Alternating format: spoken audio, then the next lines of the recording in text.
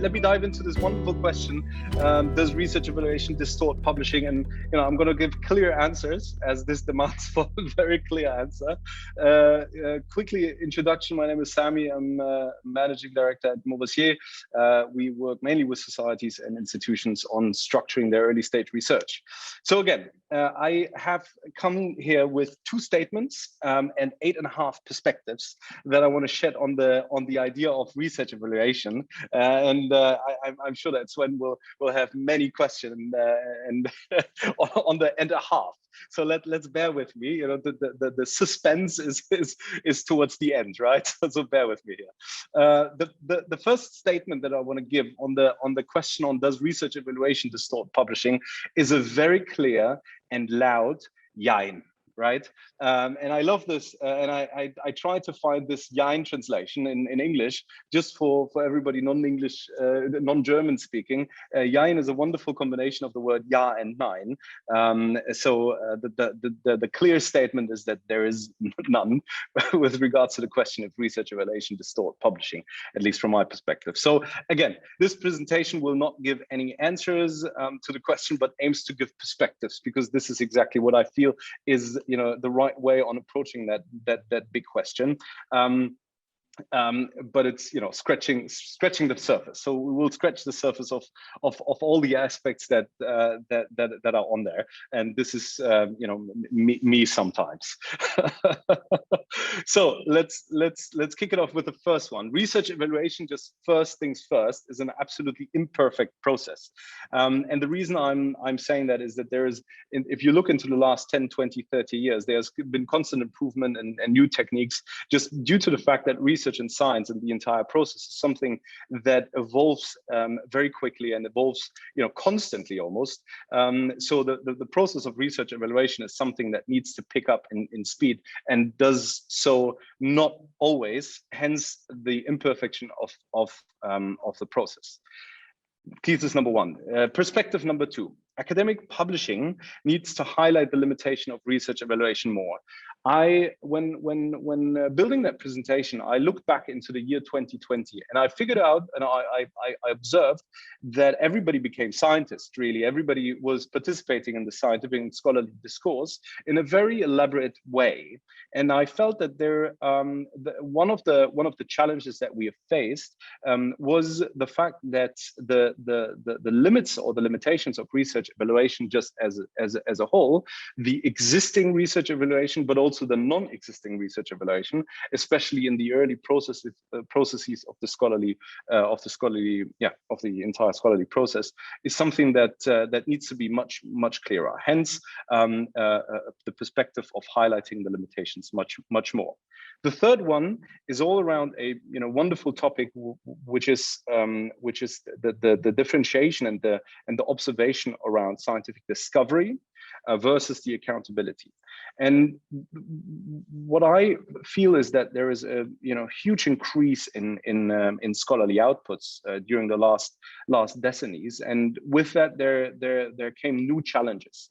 And for me, the observation that I've made is the differentiation between the challenge on discoverability and how can we ensure scholarly discoverability as such, versus the idea of who's actually accountable. How can we ensure accountability of the evaluation of dedicated scholarly outputs? So in terms of answering that question, or getting close to answering it, I feel that we need to ask ourselves the question of discovery versus accountability. Number 4. The current research evaluation sets the frameworks for scholar. And when saying that, this is something that we see a lot in our daily practice, which is around early career researchers. So what we see is that early career researchers especially are struggling a lot with the framework that is being set around evaluation criteria and just general research evaluation. It creates difficulties to entering, and it sets borders that might not be the right borders to set when it comes to innovations and further ideas that scholars might come up with. So something to take into consideration when looking into the challenge of research evaluation. Number 5. something that is exciting in the industry, which is the rise of the preprint. And I've brought a chart with me here that ends in 2017, but the rise actually goes on, especially in the last 18 months with COVID research going crazy within the world of preprints. So preprints as such is something that is non-peer reviewed, and yet it increases tremendously. So the point that I want to make here, or the perspective that I want to see here, is that something that is somewhat outside of the traditional scholarly ecosystem or out of the traditional journal publishing system is quite popular, and it increases in popularity as we speak.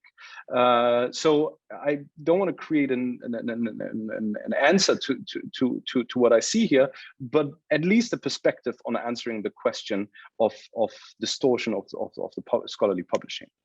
6. Research is increasingly complex and multifaceted. What we see in our daily practice is the idea of having more and more research projects that are heavily interdisciplinary. And that idea of interdisciplinary research and the interdisciplinary character of research is something that poses a lot of challenges for the evaluation system as such. Something to take in mind, very much connected to the imperfection of the evaluation structure as we have it right now. 7. Research evaluation and standardized application to a wider variety of formats. If you look into the last years, and especially the last 1 or 2 years, you see a lot of new formats that arise and that people are actively using and are very happy about them to be present. And just naming some of them: videos, posters, and presentations. And I feel when looking at that, we do not have a standardized way or some sort of pattern on evaluating these kinds of formats in a structured manner at scale. Something to look into when answering the question of research evaluation. Number 8. Research evaluation as the value of scholarly publishers. And I just want to mention the point of accountability here at that point a little bit further, which is that publishers have a huge role to play within the scholarly ecosystem, especially from the perspective of the research evaluation. And the idea behind the 8th perspective is to say, why isn't it maybe an even bigger focus of scholarly publishers and looking at a wider variety of topics also from the perspective and from the lens of a publisher. So that's my 8th point. Now, let me come to the 8.5 point. The 8 and the half point, obviously a little bit coming from my perspective of innovation, if you will. So looking into, where do we go? What do we do around that challenge on the imperfection on evaluation criteria? So the speed of innovation brings an even higher complexity to research evaluation as such. And I think the 8 perspective have shown that. But then the speed of innovation comes into it. And just to bring in perspective, I like to always show these little clips. One clip is the speed of technology in development as such, right? You have these thousands of new things that emerge on a daily basis. We are being overrun by technological innovation and just also societal innovation that brings a lot of new challenges onto our daily life. Whereas on the other side, we have the turtle speed of innovation within the scholarly communication.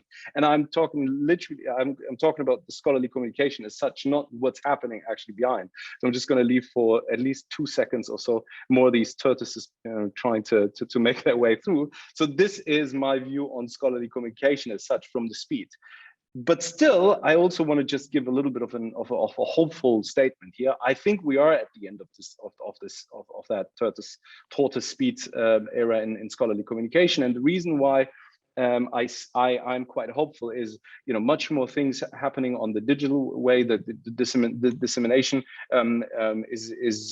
there's more and more tools, more and more ideas that are in the ecosystem that are being also adapted by large scholarly societies and publishers. So I'm very hopeful. Just to undermine that, the rise of all of these different data and all of these different formats, abstract presentations, posters, preprints, and so on and so forth. There's just gazillions of more packed in the typical way on how I see scholarly communication as a process of up and down, back and forth, of a largely hidden framework And that being now connected, or we go down that path of connecting all those bits and pieces, obviously sets a new challenge on research evaluation. But I'm very hopeful that we are all going down that road together with great success. So just as a brief summary, 2 statements. Yein as an answer.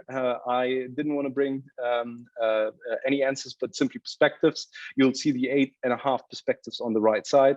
I believe that, the fact that it's an imperfect process, we need to highlight the limitations. There's the question on discovery and accountability. It's a framework for scholars. We need to look at preprints. The 6th point is interdisciplinary complexity. The 7th is the variety of formats that emerge. The 8th is the role of the scholarly publishers, and the 1/2 is the speed of innovation that I think is now, peaking, and I'm very hopeful of that. Thank you very much. I ran through it. You sound like a German philosopher with this structure, but that's absolutely fine. Are there any questions? I hope there are. And let me start with one to kick it off. You were speaking at the end about time criticality and complexity. So some people would argue that in certain fields like climate research, we are running out of time. So we need to speed up. And I think Penelope brought that topic up as well. Combined with David's view that in a few years, in 2025, machines will be the primary audiences of research communication. This seems to come together, right? This seems to make sense together, because I guess the fear is always that speed means inaccuracy and exhaustion to a certain degree. But how would you see that? Do you think putting these elements together makes them sense? Yeah, so maybe two answers to that. The first one, I do think that they make sense, and I do believe that this combined way of looking at it in the near future is absolutely something, where I see the evaluation process is going after. But I still have that. Maybe we should be also careful about certain, automatic systems, certain ways of combining, because I also believe in some sort of a, checks and balances system especially in our industry. We've had a wonderful, panel last week where we talked about the, grant responsibility that we have as a scholarly ecosystem, the responsibility of, accuracy, of making things very transparent, of making things very clear. So I feel that we shouldn't let loose too easy. We should allow for these innovation. We should allow for the combination of the audience being machines and so on and so forth. I like these pictures, but I also think that there should be some sort of system of checks and balances. And I say that as someone that founded a startup with a high energy for risk. So yeah, that's my perspective. So a little faster than a tortoise, but not too fast. Exactly. Or maybe 2 tracks, right? You have the fast track, but you have the tortoise that always tries to basically be a little bit the corrective of certain processes that you see in the industry. Well, I would imagine that startups sort of play a role in that they're the ones sort of pushing the envelope and hurrying the tortoise along, and that, in general, it pushes everything forward. It's a great point for the end of such a morning, evening, or wherever you are, to say, let's keep the flag of innovation high. Let's support all the startups in that industry. There is too little, so let's go full and over and beyond. Thank you for that. Thank you, Sami.